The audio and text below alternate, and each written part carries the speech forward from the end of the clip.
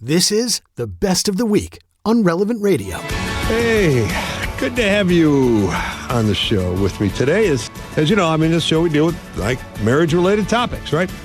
Now here's the deal. Marriage generally results in a thing called parenthood. And parenthood is a constantly changing phenomenon.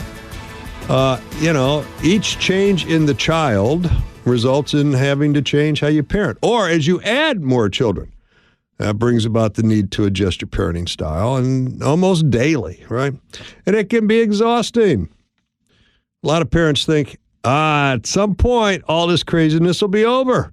They're going to grow up, move out, and be on their own, and life will be better. But then you get to that point in life, and you find you're still a parent. Only now you're a parent of adult children, and that's a whole different ballgame. Well, that's what we're going to talk about today.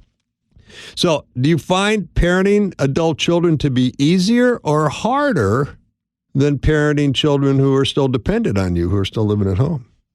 High school kids, maybe. Do you find yourself struggling with deciding if you should say something to your adult children or stay quiet? What do you do when your adult child is doing something you think is a mistake, and maybe a big mistake? What do? Do you stick your nose in there, or do you just kind of let it go? Well, that's what we're going to talk about today. I'll share some ideas with you.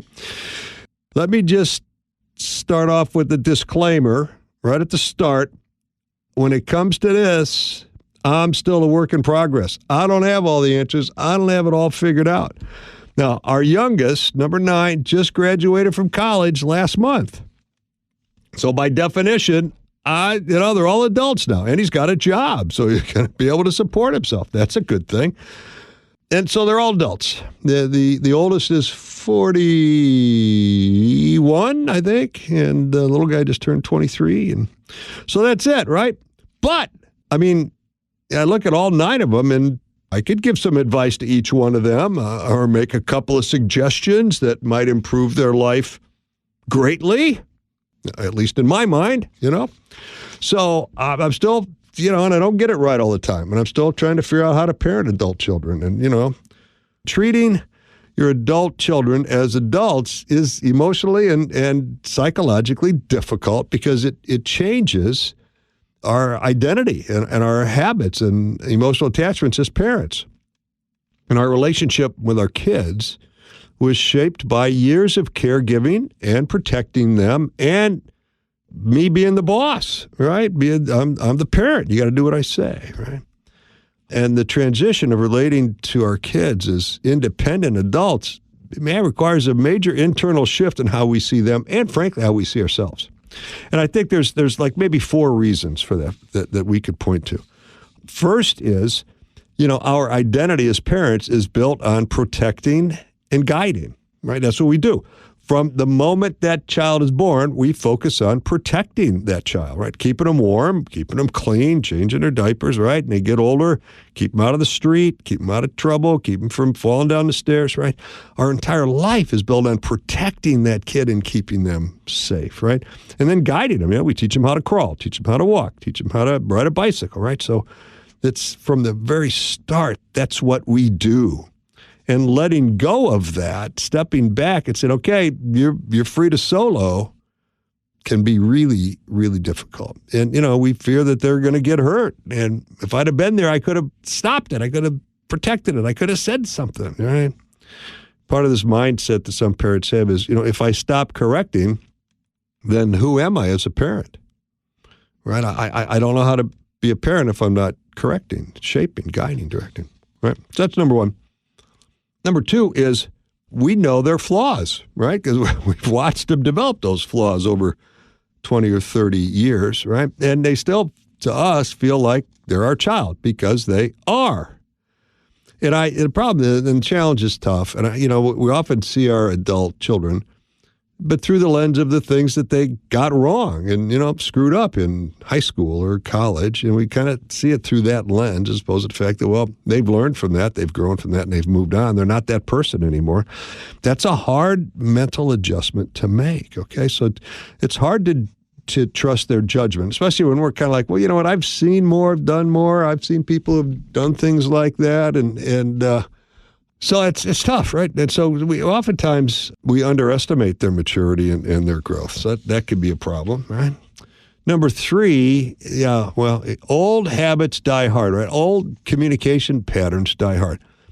Families often fall into communication ruts, right? We fall into patterns. We fall into kind of like that infinity loop, right? We go around and around and around. One gives advice, the other resists. Parent gives advice, child pushes back.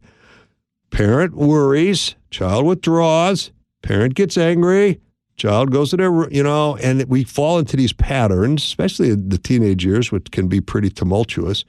And then the kid comes out of that. But those patterns are still really ingrained. Those ditches can be really deep that we set up like that, right? And it's hard to leave that behind and then treat them with respect and to have some self-control, right? And so that's tough to break those old communication patterns. And then 4, letting go could oftentimes feel like we've lost the child, right? Because if we let them go do their thing, well, we've lost some influence over their life, right, which we used to have a lot of. Feels like we're losing some closeness because we used to talk about a lot of stuff, and now they're off making their own decisions and not consulting us, and it kind of makes it feel like maybe we've lost our purpose as a parent, right? There's a certain grief that comes with that, a certain loss, right? So I think those are some of the reasons that goes on. So I came across an article online, 17 things you should never say to your growing children. So we'll go through that list here. My hunch is you're going to find out of that 17, maybe half of them that you've done, that you've said, and like, I wish I hadn't done that. I did that one too. But it's good to keep in mind what not to do, and then we'll talk about what to do rather than what you shouldn't do, and see if we can't help you improve your relationship with your adult children. Now, even if you don't have adult children, you may want to stay tuned, though, because you will have adult children. I was talking to Patrick, who's on the phone lines today, the phone screener, and I said, man, I'd much rather have a 1-year-old than a 21-year-old. And he laughed. And I said, but the problem with the 1-year-old is, in 20 years, they're going to be a 21-year-old. So if you get a 1-year-old, you're going to get a 21-year-old eventually. So that's how that goes. So the beginning, at least, of the 17 things you should never say to your growing children. This was a story by Joanna Davis, and I thought it was pretty cool, right? Number 1, when are you going to settle down?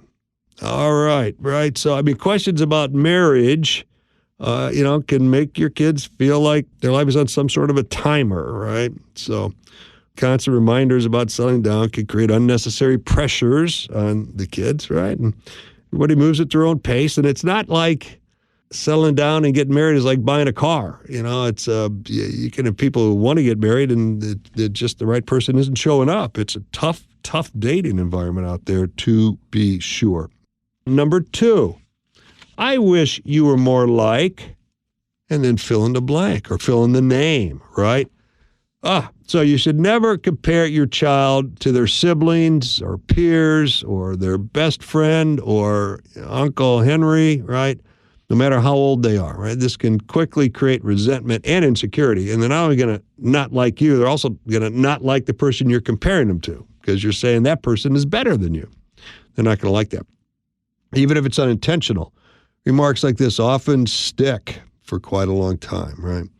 Everyone has their strengths and their challenges, and acknowledging your child for who they are, for the gifts that God gave them, which are different than the gifts he gave anybody else, is a good thing to reinforce their sense of self-worth, that they really are special and beautiful, but perhaps not in the same way as their older brother or sister.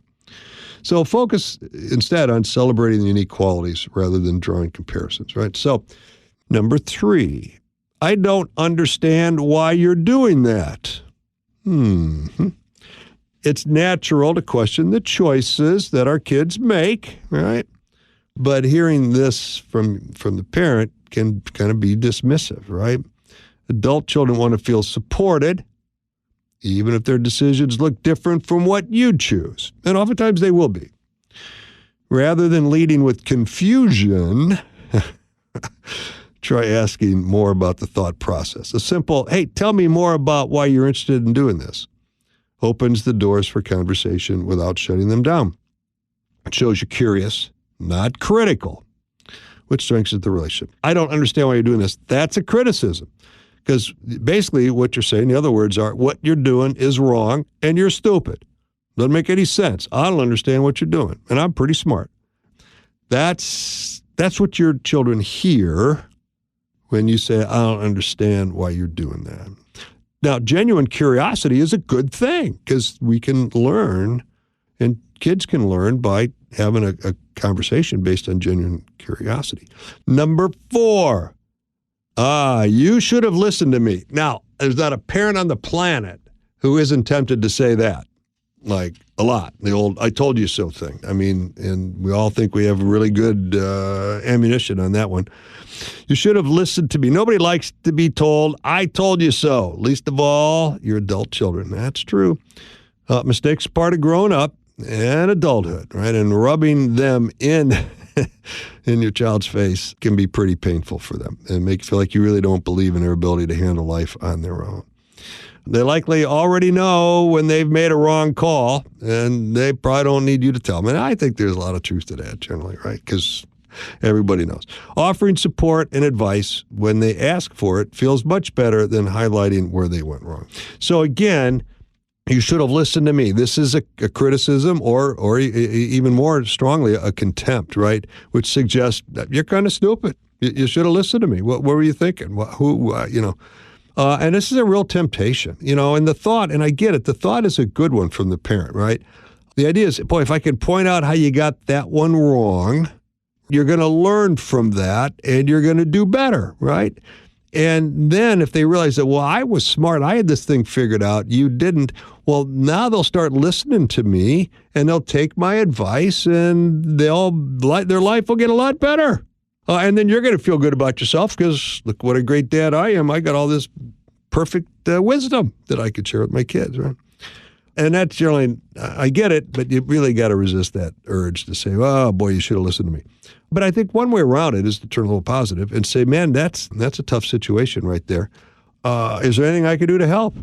Because maybe they'll come to you for some advice after the fact to say, well, Dad, I bought all that Bitcoin and then it crashed and I lost all that money. What do you think about that? Well, yeah, you shouldn't invest in things you don't understand, whatever. And then you can help them, right? So just say, oh, wow, commiserate with them and say, listen, is there anything I can do to help? I think it's a really good way to deal with that. That's my thought. This entire episode of Marriage Unhindered is on the updated Relevant Radio app. The Relevant Radio app is completely free and updated daily with fresh articles, podcasts, and prayers.